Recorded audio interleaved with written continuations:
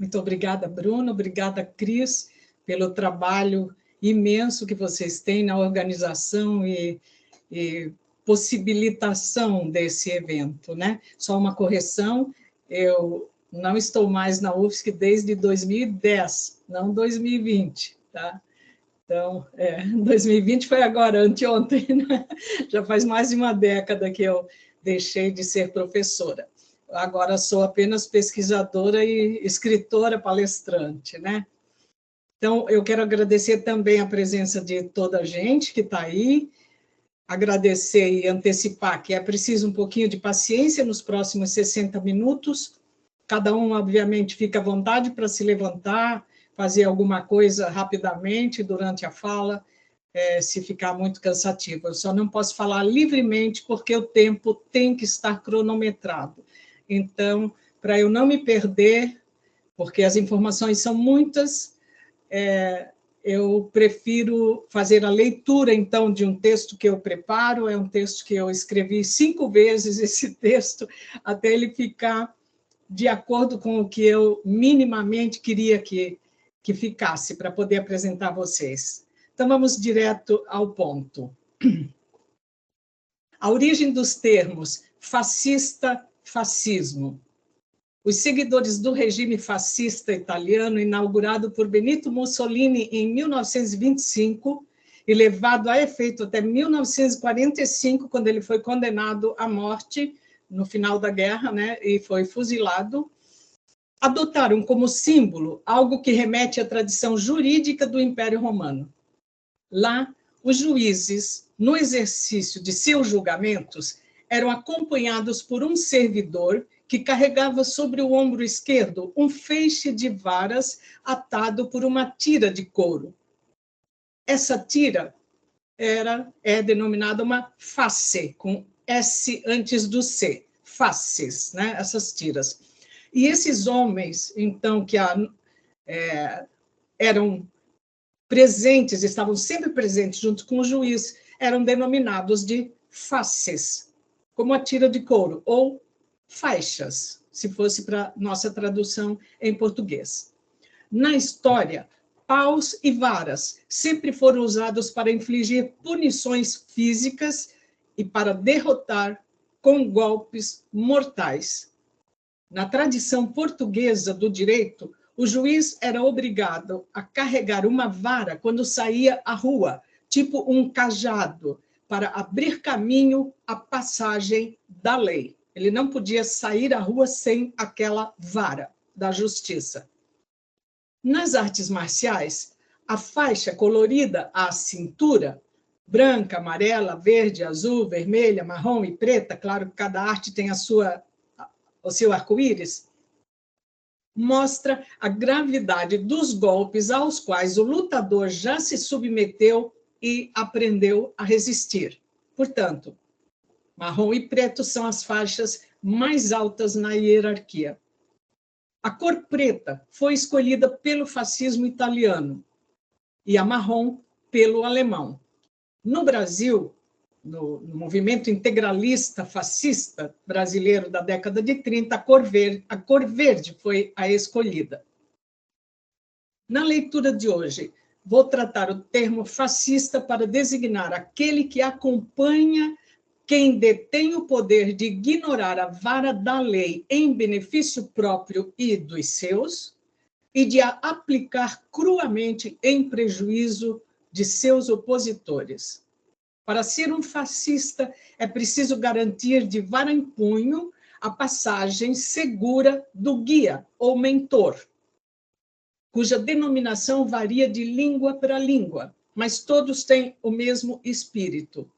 Duce em italiano, Führer em alemão, caudilho em espanhol, ditador em português e espanhol, líder ou mito.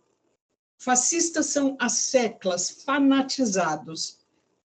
E o termo fanático significa aquele que se sente diretamente cumprindo a vontade divina ao seguir um movimento. E aquele que segue a sua religião afirmando que ela é a única fonte da qual se pode extrair a verdade.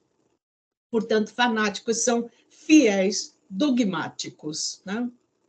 As piores atrocidades humanas foram praticadas em nome de Deus, sempre para expurgo dos demônios.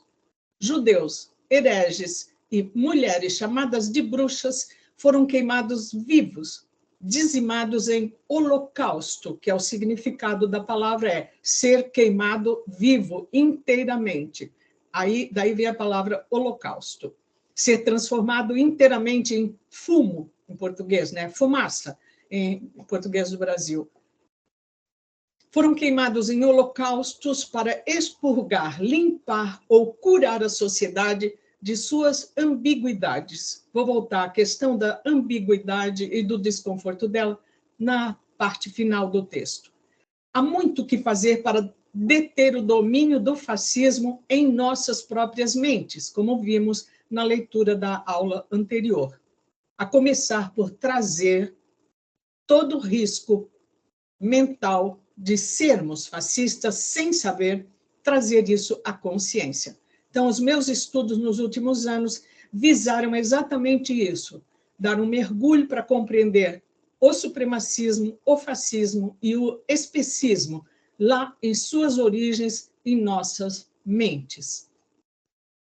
As diversas formas de opressão, entendida como a política de arrebanhar para si e para os da sua faixa os privilégios e as vantagens do Estado negados aos outros, têm a mesma estrutura cognitiva e moral em qualquer de suas manifestações. As mesmas formas do sentir, do pensar e de arquitetar a própria existência, espelhando-a em uma concepção hierárquica, supremacista e exclusivista do valor da própria vida, sobre a ideia da pureza e da integridade dos membros que ocupam a faixa na qual o fascista se coloca, a do bem, e a impureza e conspurcação dos que circulam ou se instalam além de sua faixa, nas do mal, sempre entre aspas, né? O critério é sempre arbitrário. O da raça, que a ciência até hoje nunca conseguiu definir, do sexo, da profissão, do patrimônio, da cultura, da religião ou do partido político. O fascismo impõe graus menores ao valor da vida dos que não ocupam a faixa suprema.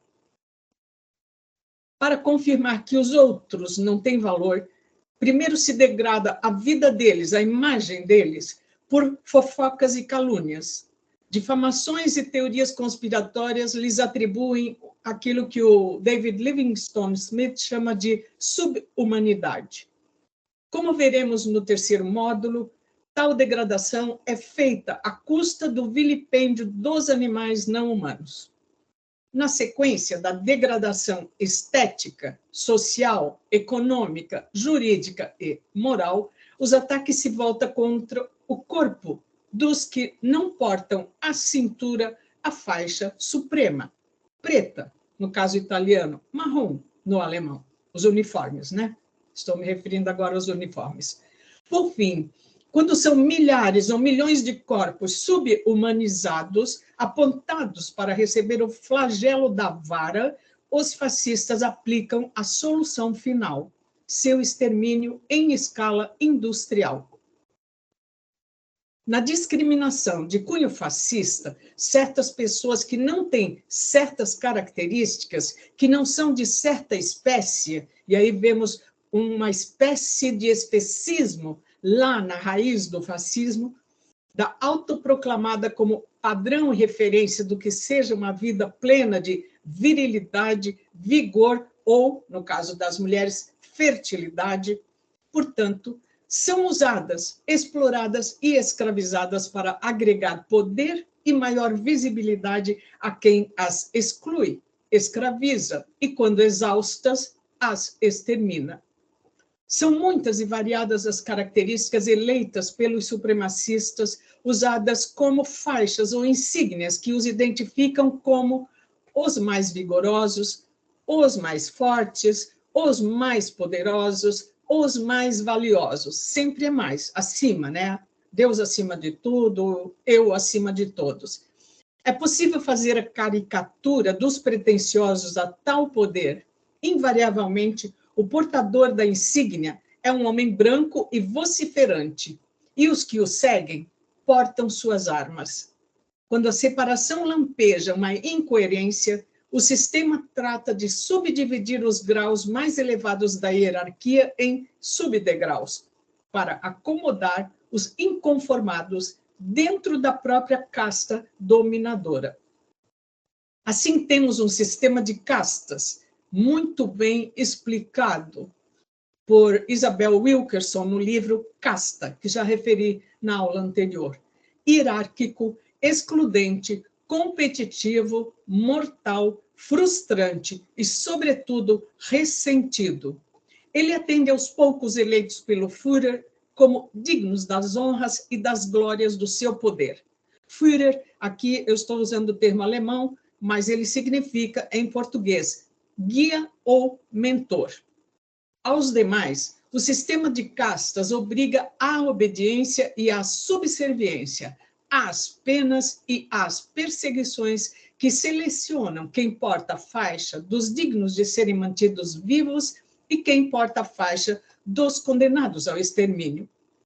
O botim dos mortos é distribuído entre os oficiais da casta superior, os fortes. Extorsão e latrocínio são marcas das milícias fascistas, sejam elas digitais ou presenciais. Há traços comuns, noções e concepções que fermentam a mentalidade fascista em todas as sociedades. Jason Stanley, em seu livro How Fascism Works, Como Funciona o Fascismo, arrola 10 desses traços comuns aos fascistas de qualquer nação. A ficção de um povo com origem comum, íntegra, gloriosa e perfeita, a propaganda como única forma de educar e persuadir, o anti-intelectualismo acadêmico e científico e o elogio da simploriedade, teorias conspiratórias, veneração de hierarquias, moral, política, racial, econômica, social, sexual e familiar. Autovitimização do supremacista quando ele vê os bens distribuídos a todos, não apenas para eles. Lei e ordem como slogans morais na política. Ameaças e proibições sexuais que geram ansiedade coletiva. Apelo à defesa da pátria para justificar todo tipo de violência exterminadora. E, 10º traço, desmonte do Estado, do bem-estar e das instituições democráticas que o unificam. Toda estruturação moral é uma estruturação linguístico-emocional, como vimos na aula anterior. Por isso mesmo, a propaganda é considerada uma armadilha pedagógica poderosa de captura, sequestro e remodelação das mentes para o fascismo. Nossos mundos mentais são plasmados pela linguagem, pelas crenças e pelas emoções que estão no fundo das palavras e das crenças. Esse mundo é arquitetado e esculpido com palavras. Elas acionam ou obstruem neurotransmissores nos circuitos emocionais e morais. Sendo motivacionais, as palavras são gatilhos que disparam ações. As palavras evocam emoções em quem as escreve, em quem as lê, em quem as pronuncia e em quem as ouve. Por isso, é fundamental para o sucesso do fascismo substituir a educação formal pela propaganda com slogans. Só a palavra seca, estéril, né? Na apresentação do livro LTI, A Linguagem do Terceiro Império, que já referi na sessão anterior, Miriam Bettina Paulina Oelsner escreve: a língua conduz o meu sentimento, dirige a minha mente de forma tão mais natural quanto mais inconscientemente eu me entrego a ela. O que acontece Se a língua cultivada tiver sido constituída ou for portadora de elementos venenosos, palavras podem ser como minúsculas doses de arsênico, são engolidas de maneira despercebida e aparentam ser inofensivas. Passado um tempo, o efeito do veneno se faz notar. Não é para menos que hoje debatemos o uso inapropriado de certos termos e a substituição deles por outros politicamente corretos, como foi o caso na sessão anterior, quando eu me referi às pessoas com deficiências que foram exterminadas pelos nazistas, eu usei a palavra deficientes, que é o termo que os nazistas usavam. E teve uma pessoa que mandou me avisar, né, porque eu não estou no grupo, lá nos debates, para eu corrigir para pessoas com deficiência. Eu também não gosto dessa expressão, como durante toda a década de 90 eu briguei nos debates públicos contra o uso de portadores de deficiências. Mas depois, se alguém precisar ou gostar, no debate a gente pode tocar nesse assunto. Façam-me lembrar, por favor. A estruturação moral para tornar-se um fascista é sustentada inconscientemente por práticas linguísticas cotidianas. Ninguém percebe que está esculpindo a própria mente para seguir o desígnio e a vontade de um mentor, para abrir mão de sua liberdade como indivíduo e diluir-se em um coletivo, para vestir um uniforme ou, aspas, enfaixar-se em uma bandeira, como um feixe de varas pronto para punir de morte os impuros, os não conversos à verdadeira fé, a fé no Führer, iluminado ou ungido por Deus. Parece à primeira vista que a mentalidade fascista resulta exclusivamente da influência externa da cultura autoritária, hierárquica e supremacista, desse caldo no qual nasce cada novo bebê e do qual ele bebe para aprender a ser aquilo para o qual nasceu na sociedade humana. Entretanto, conforme confirmam os estudos dos neuropsicólogos e neurolinguistas, a estruturação cognitiva ressoa a estruturação psicológica moral, assentada em uma atividade de construção de formas mentais, de conceitos e de categorias estruturadas por emoções primárias, comuns a todos os animais sencientes que precisam aprender a saber quem são e como ser, de acordo com os limites, os riscos e o alcance de sua faixa genômica, de seu desenho genético e de seu desígnio senciente.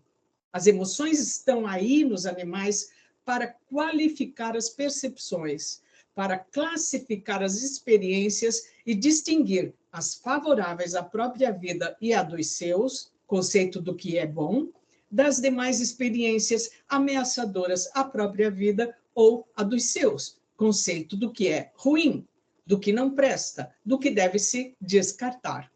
Em neurociência, isso se chama qualia, o modo de organizar as gavetas de conceitos e de as etiquetar em diferentes categorias de valor, todas de valor emocional, traduzidas. A linguagem na qual nós etiquetamos nossas experiências sempre é de origem, o fogo é alguma emoção, positiva, negativa ou ali no intermédio, né?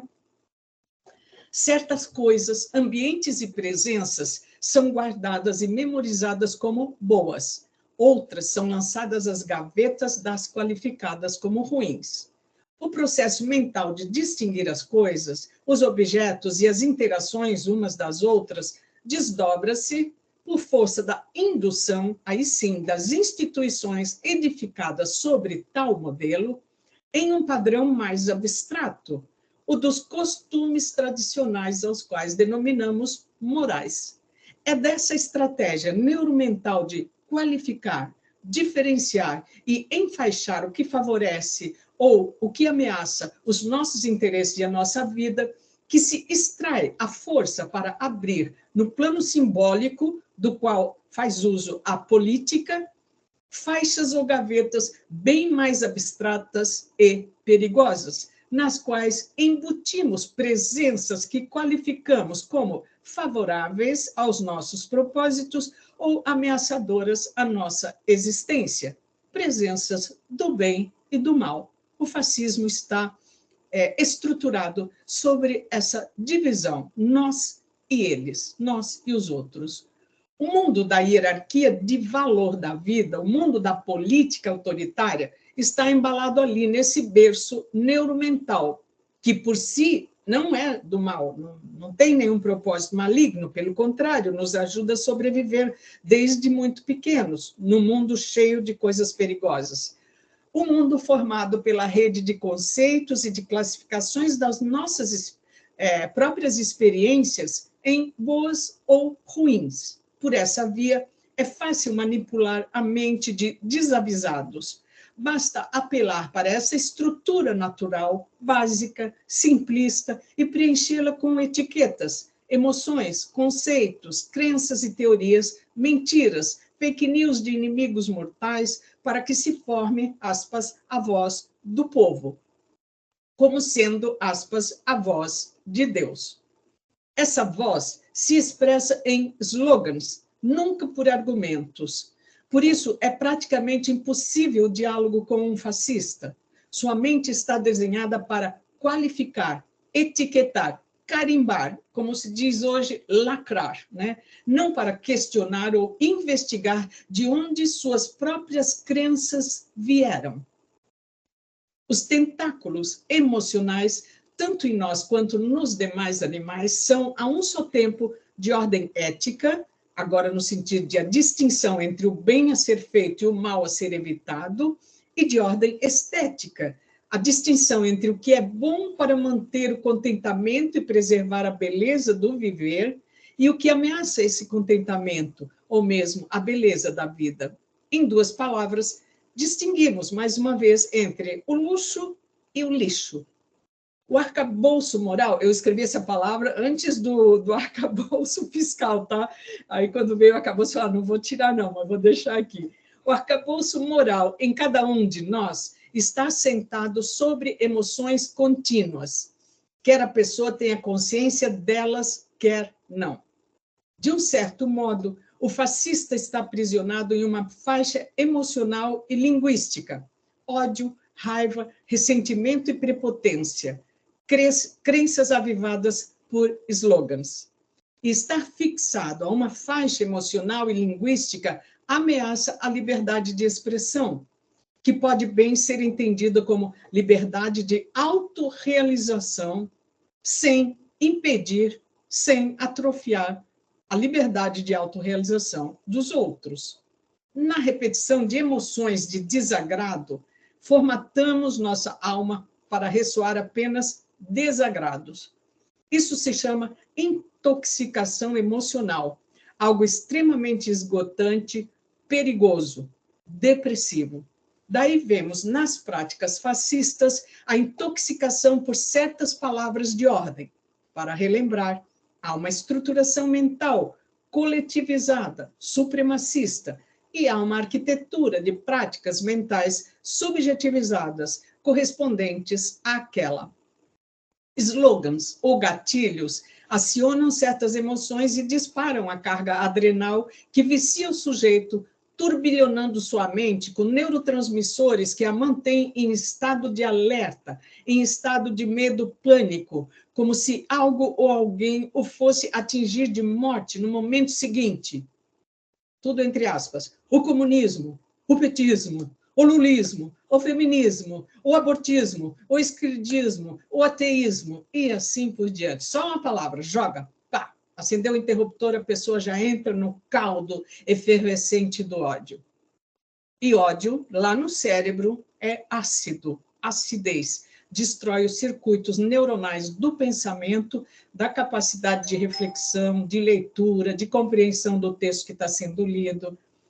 Ao ser inquirido no tribunal de Nuremberg, durante o processo que o julgou por seus crimes contra a humanidade, sobre a estratégia adotada pela propaganda nazista para dopar moralmente o povo alemão e levá-lo a apoiar, executar ou a aplaudir os feitos de extermínio dos indesejados, Göring, o general que comandou a Luftwaffe, a Força Aérea, nas operações de bombardeios contra 12 países tomados de assalto pela Alemanha, explicou aos juízes, cito, o povo sempre pode ser levado a fazer o que os líderes desejam.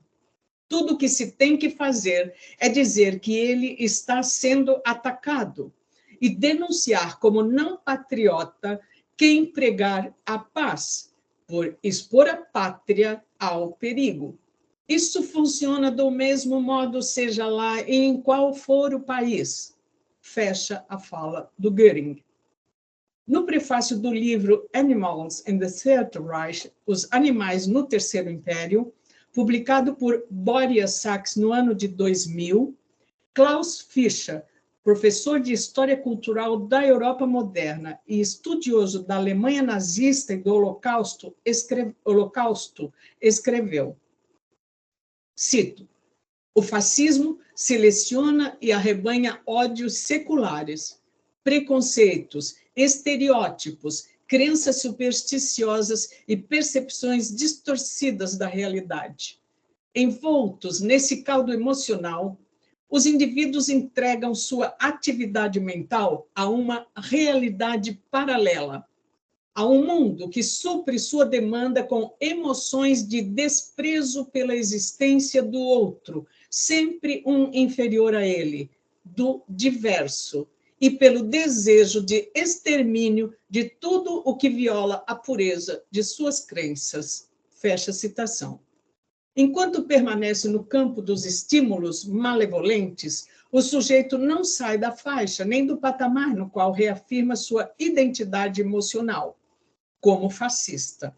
Quando muitos indivíduos se juntam na mesma faixa emocional destrutiva, temos o caldo vibracional de uma dependência química na qual o fascismo fermenta. A dependência química a um coletivo que vibra na mesma frequência emocional. A desindividualização e a desresponsabilidade, com o resultado final da quebradeira geral, primeiro sinal da violência fascista. O último é a matança dos indesejados. A Noite das Facas Longas, em 30 de junho de 1934, quando foram assassinados 1.200 policiais da SA, que era a força policial do governo trabalhista que estava no poder, a República de Weimar, não adeptos do nacionalsocialismo, e sua substituição pelos milicianos nazistas, a milícia privada do Hitler, a SS, prenunciou a Noite dos Cristais, de 1938, quando quebradeira e destruição das casas por incêndio, dos bancos, das sinagogas e dos pontos comerciais dos, aspas, inimigos do regime fascista, dos judeus. O último ato foi seu extermínio físico, decidido em 1939, em uma reunião secreta do alto comando nazista, realizada em Wannsee, um dos lagos de Berlim. Mas o alvo do extermínio ou da solução final não eram as janelas das sinagogas, das mansões e das casas comerciais dos judeus, nem os 1.200 policiais da força contrária ao fascismo, tampouco apenas os judeus. A solução final para os fascistas é o extermínio dos adversários de longo prazo desse povo nacional. É o extermínio daqueles que mantêm vivas as instituições democráticas, republicanas, os ideais da igualdade, da justiça e da liberdade como valores universais para todos os indivíduos, sem discriminar suas etnias, religiões, origens territoriais, espécies, classes, profissões, capacidades, sexualidades e assim por diante. Vemos, pela estatística da matança nos 6 anos da Segunda Guerra, denominada pelos nazistas a Guerra dos Judeus, que esta foi a guerra dos nazistas contra os não iguais de qualquer origem. Judeus, romenos, que aí são chamados ciganos, né? Por serem nômades, né? Eslavos, pessoas com deficiências físicas, cognitivas e psíquicas, idosos, feministas, sindicalistas, adversários políticos, comunistas, intelectuais, artistas, homossexuais, testemunhas de Jeová e contra os jovens homens da própria Alemanha, os jovens no final, com 13 anos, enviados para a frente de batalha para servir de bucha de canhão, né? O propósito higienista racista, desde sempre, tem uma só motivação: a matança do outro. Dos 18 milhões de homens convocados pelo exército nazista para invadir os 12 países, 2 dos quais os derrotaram, né? 6 milhões foram Inglaterra e Rússia, foram as duas potências que derrotaram pela via militar os nazistas. 6 milhões foram devolvidos às famílias em sacos pretos, o mesmo número de judeus exterminados a bala, guilhotina, gases mortíferos, fome, dilacerações não tratadas, experimentações biomédicas e escravização nos campos de trabalho forçado. Outros 6 milhões de não-judeus foram exterminados como prisioneiros políticos, aquela lista que acabei de ler. Outros tantos morreram nas vilas, nos povoados e nas aldeias, tomadas pela fúria dos milicianos nazistas que as invadiam e se apropriavam dos seus bens: casas, automóveis, lojas, terras, rebanhos, colheitas e depósitos bancários. Tudo o que os nazistas acusavam os bolchevistas ou comunistas de terem feito na Rússia. Eles o fizeram. A fúria contra quem não faz parte do nós, da faixa ser preservada pura, a ser isolada para não se contaminar, a ser usada como exemplo da vida digna, a dos homens de bem, foi direcionada contra todos os outros, os de fora da sua faixa. Quanto mais mataram os não iguais, mais fomentaram sua ficção de uma igualdade excludente, exclusivista, de direitos absolutos somente para si. Ao todo, estima-se que os nazistas tenham realmente exterminado 31 milhões de humanos. Só ouvimos falar dos 6 milhões de judeus, né? Porque é dos quais se tem estatística mais exata. Desse total, 500 mil de humanos sofriam algum tipo de limitação física, cognitiva, mental, de saúde ou de idade avançada. Não se tem o número dos animais que morreram de fome, de doenças, de assassinatos para limpeza racial, e todo mundo aí fazendo propaganda que Hitler era a favor dos animais, pois podemos discutir um pouquinho isso, né? Nem dos mortos para alimentar os humanos durante o racionamento e a falta total de comida. Mas pode ter chegado à casa de outros 20 milhões de assassinados. Só de cavalos mortos para comida foi quase 1 milhão, né? Com certeza 750 mil cavalos, né, foram transformados em carne. A diversidade dos mortos pelos nazistas confirma que não era a raça a culpada, era mesmo a vontade de matar. As raças, no caso a judaica e a romena ou a dos ciganos, serviram apenas de isca, de pretexto para acionar o gatilho milenar do ódio contra os outros, todos os outros, de estratégia para propaganda. Era preciso criar um só alvo, porque todos aqueles que eu listei eram muitos alvos, muito dissipado, né, dispersivo. Então, era preciso centrar o ódio em uma ou duas raças, para não confundir os próprios alemães. Ué, afinal, quem é que nós temos que matar? Né? Eles não podiam dizer, mata tudo. Né? Então, eles foram matando todos aqueles que se opunham a eles. Né? Por conta da fake news da pureza racial nacional ariana, fez-se a faxina social. Despejou-se a riqueza de pelo menos 10 outros países e o patrimônio dos mortos nos bolsos dos milicianos da SS e na maquinaria e para financiar a maquinaria da guerra. Afinal, a tal da Alemanha idílica de raça não miscigenada nunca existiu. O que havia era um ajuntamento de povos migrados e ficados, espalhados por 39 estados independentes, unificados por Bismarck e pelo rei Guilherme I da Prússia, somente na segunda metade do século XIX. Exatamente por ali, quando Hitler está nascendo. Quando fundaram, então, Bismarck e Guilherme I, o segundo Império Alemão. Por isso, Hitler denomina o dele o Terceiro Império. Mas, no século X, francos, saxões, suábios e bávaros eram os, no plural, povos germânicos. Não existia raça germânica. Não havia padrão genético puro nesses 4 grupos. Eles haviam sido reunidos pelo Duque Henrique da Saxônia, agora esse é o do século X, que se autoproclamara seu rei. Pureza racial nem então, lá no início, existia.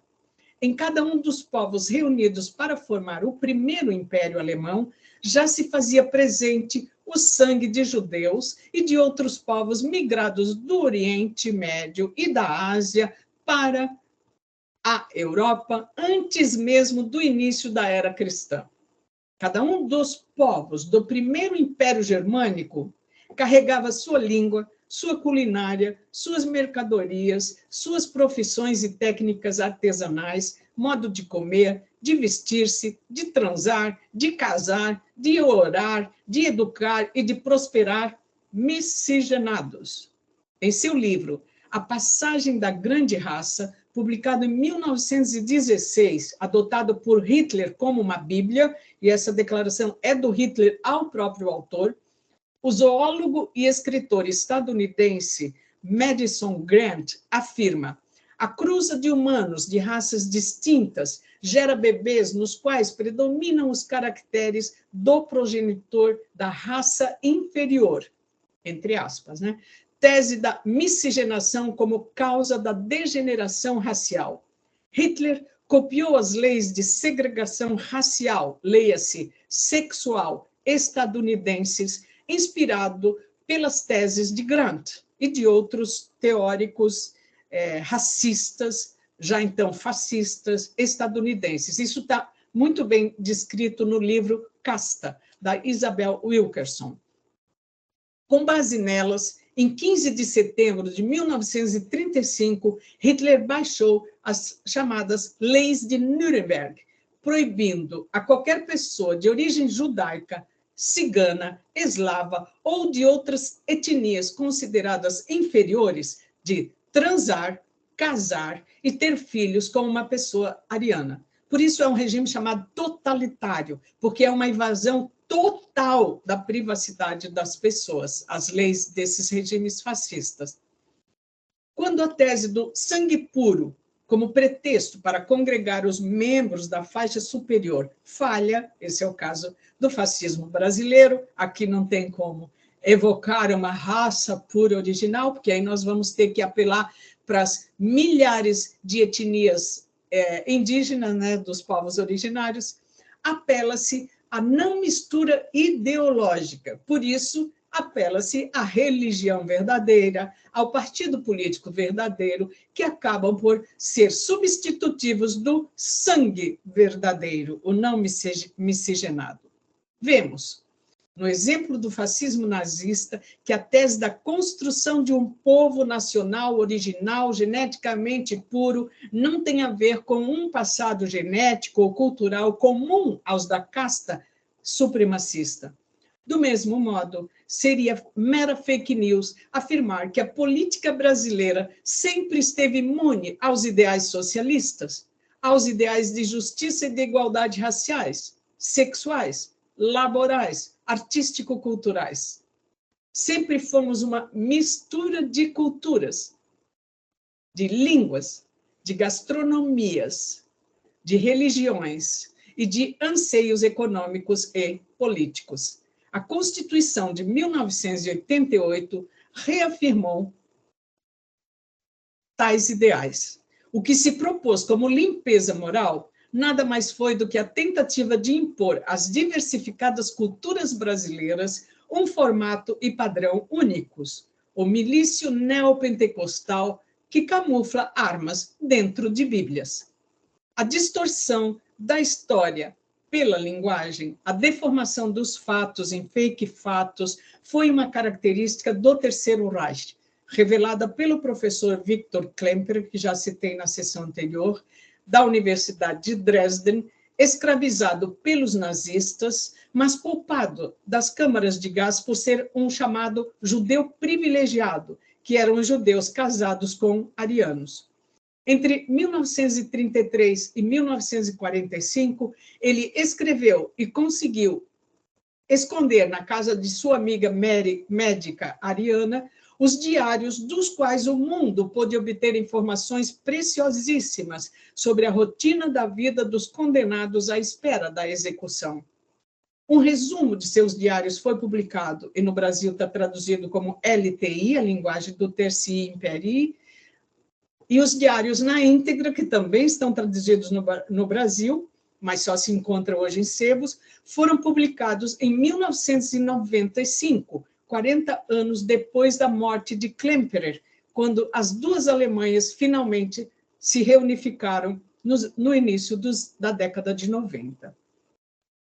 A falsificação da história, a distorção dos conceitos, a relativização do sentido, a esloganização da linguagem e a inversão do significado das palavras são marcas da propaganda fascista.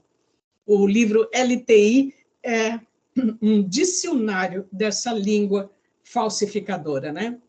O ataque à saúde mental e moral através da linguagem, conforme o aponta Jason Stanley, vem acompanhado do ataque aos intelectuais.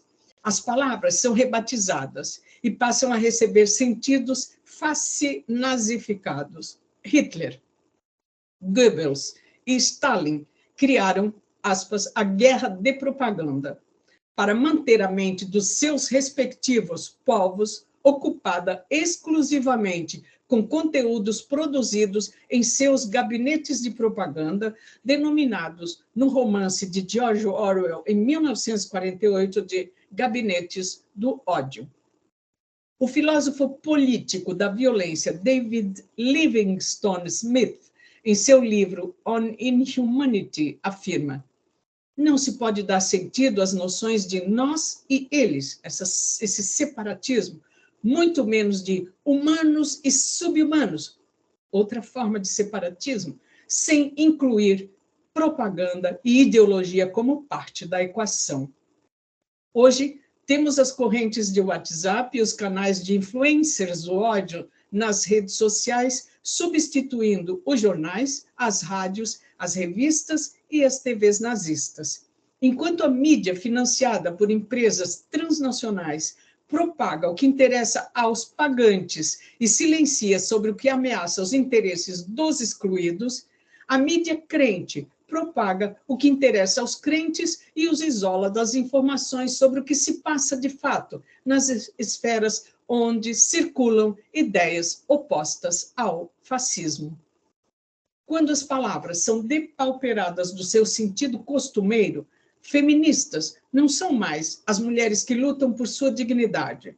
São mulheres, aspas, ingratas, rebeldes, revoltadas contra o modelo patriarcal que sempre as protegeu de todo mal. Comunistas não são os crentes de que a justiça econômica traz paz social. São os que querem tomar para si a riqueza e escravizar os ricos. Petistas não são os membros do Partido dos Trabalhadores que defendem a justiça na distribuição da produção do produto do trabalho. São seguidores do ladrão que assaltou o país. E assim por diante. Os formadores das convicções fascistas, jornalistas, professores, juristas, artistas, empresários, pastores e políticos criam um caldo de comunicação propagandística com notícias sobre fatos não ocorridos e feitos maléficos alheios jamais praticados pelos caluniados.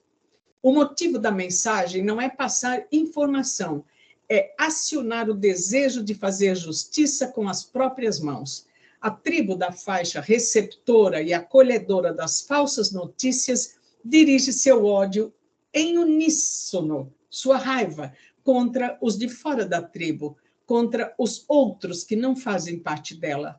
A propaganda diabólica, no significado grego diabolo, é o que acusa mentirosamente o outro, caluniosa e difamatória é sua arma, e também a armadilha na qual suas mentes acabam capturadas. A democracia está na mira dos exércitos virtuais midiáticos e das tramas mentirosas em redes sociais e de WhatsApps fascistas. A distorção e a simplorização da linguagem são recursos usados para reduzir a capacidade de pensar dos fiéis.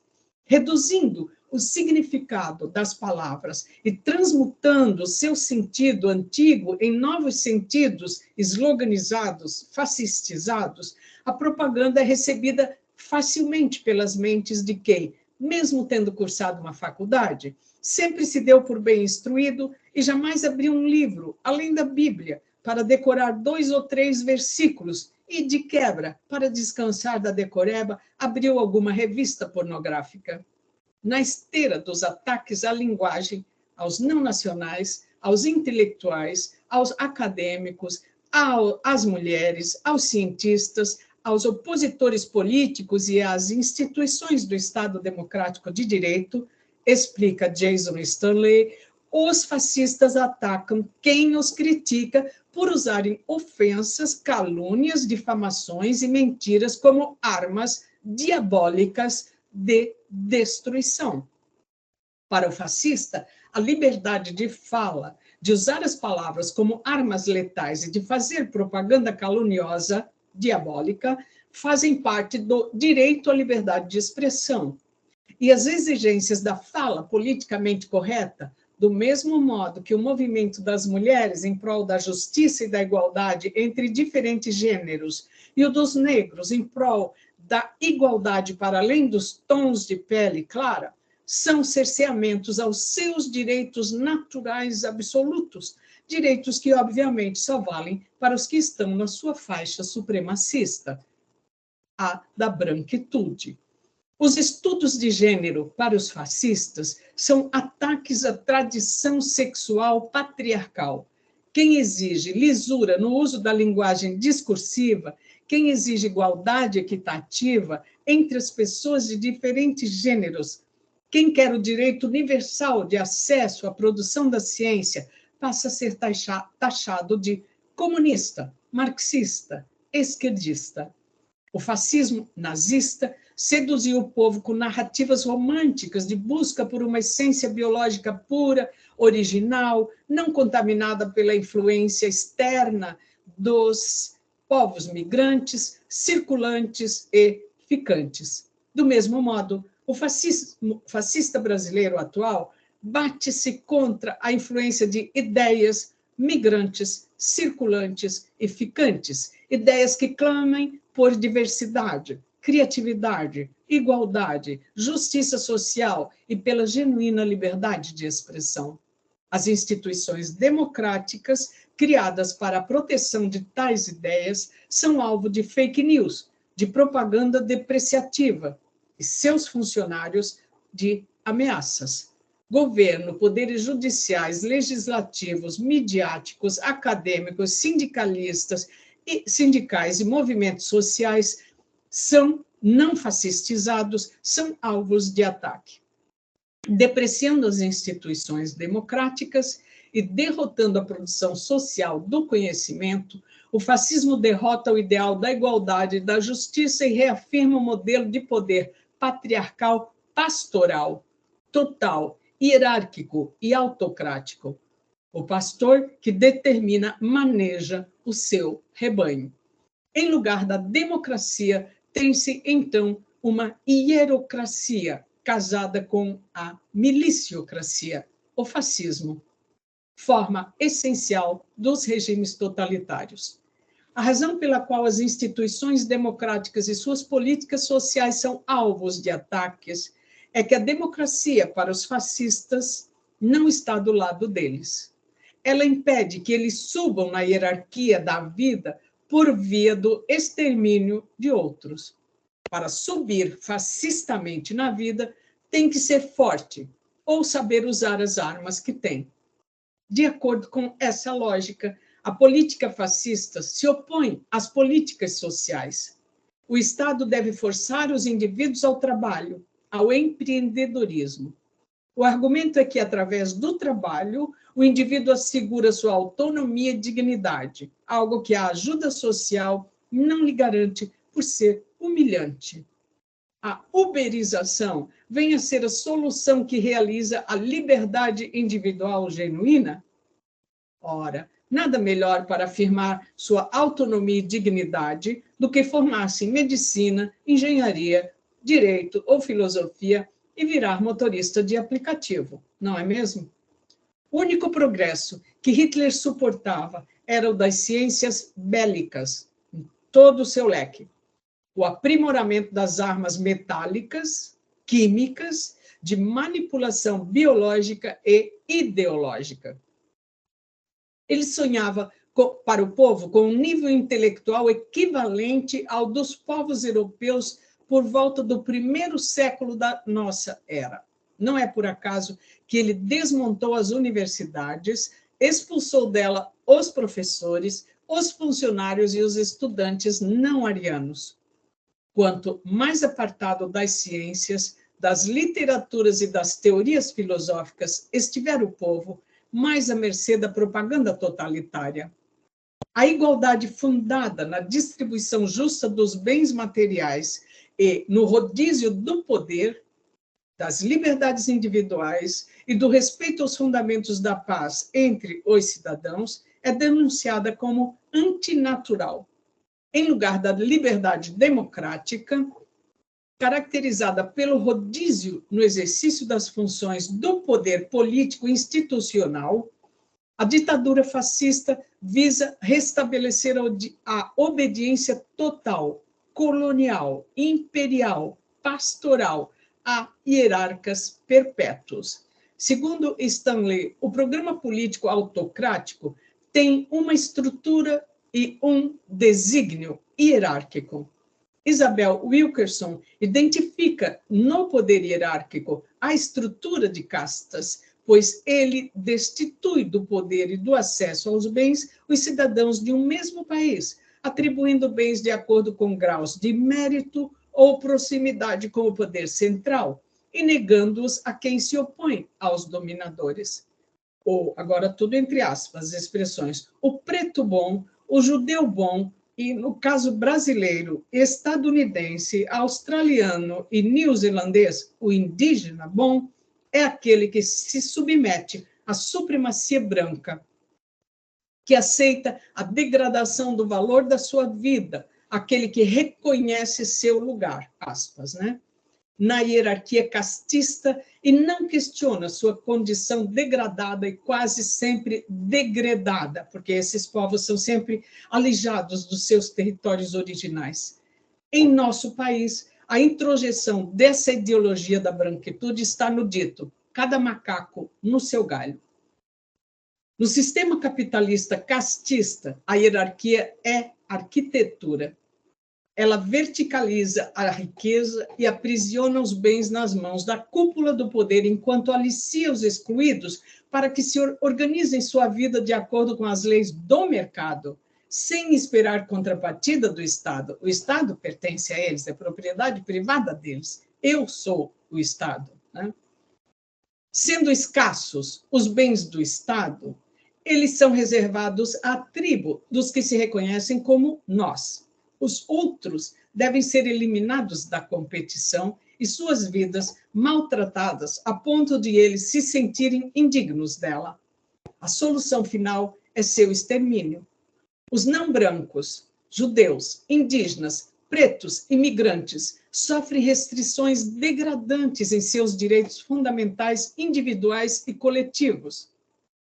De 1933 a 45, Hitler baixou 57 leis privando os judeus de todos os direitos fundamentais.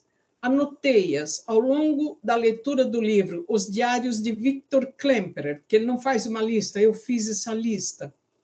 Se alguém tiver interesse em ouvir, posso apresentá-las no horário do debate.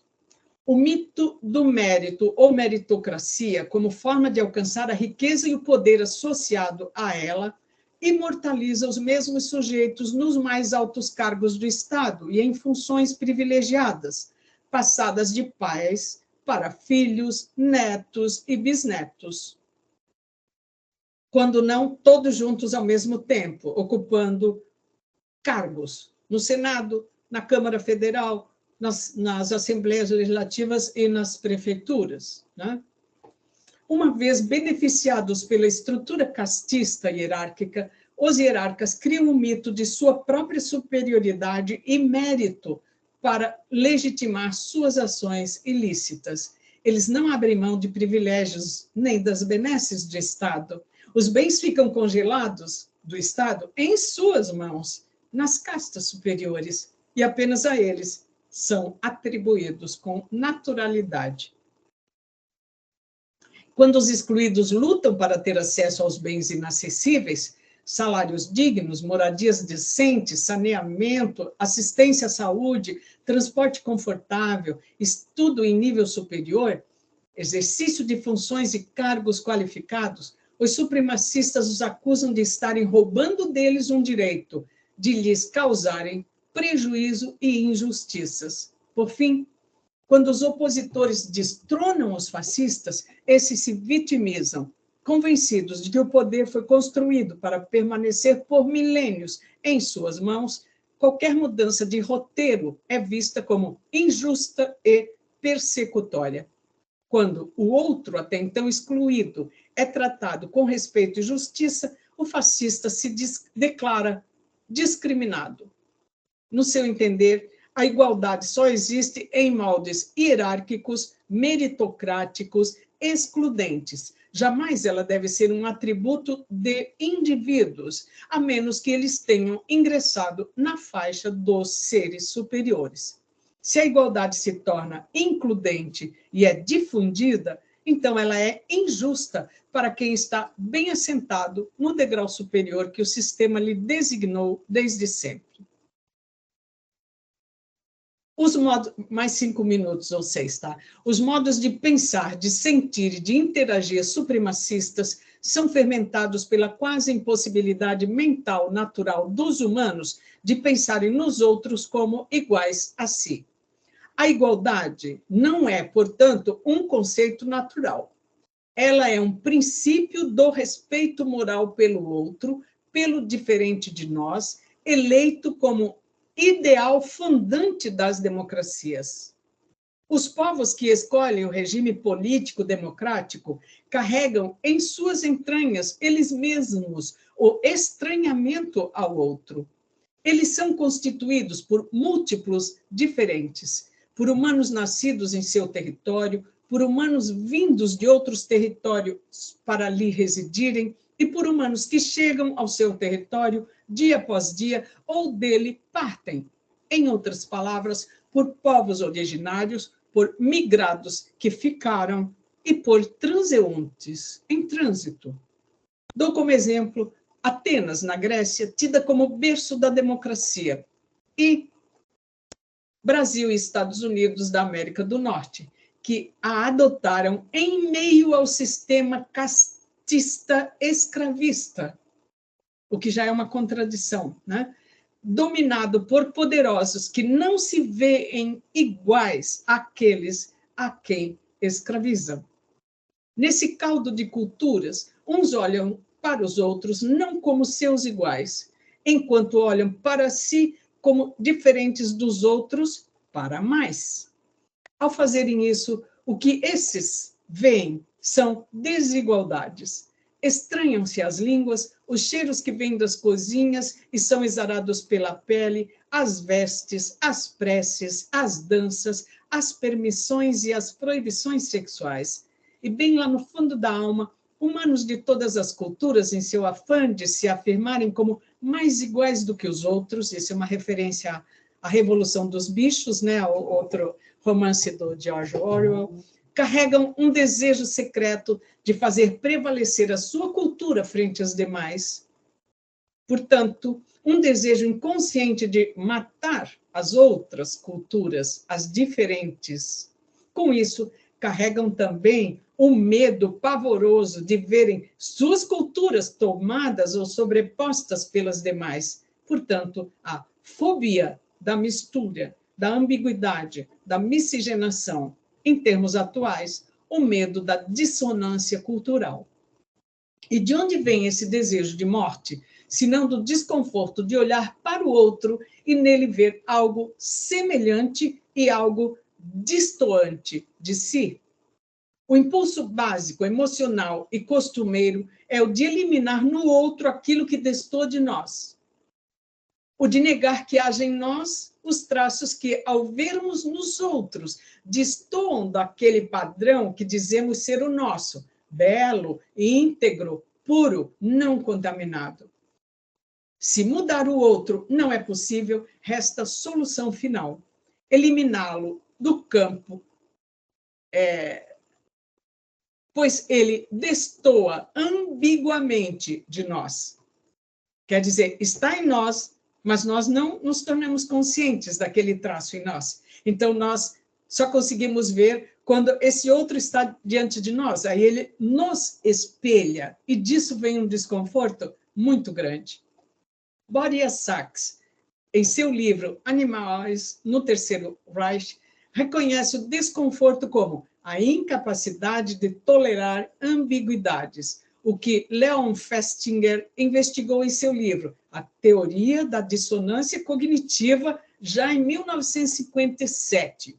O Boria Sachs não cita o Festinger, né? No ano 2000 ele não conhece a bibliografia que fez toda a teoria, né, sobre a questão da dissonância.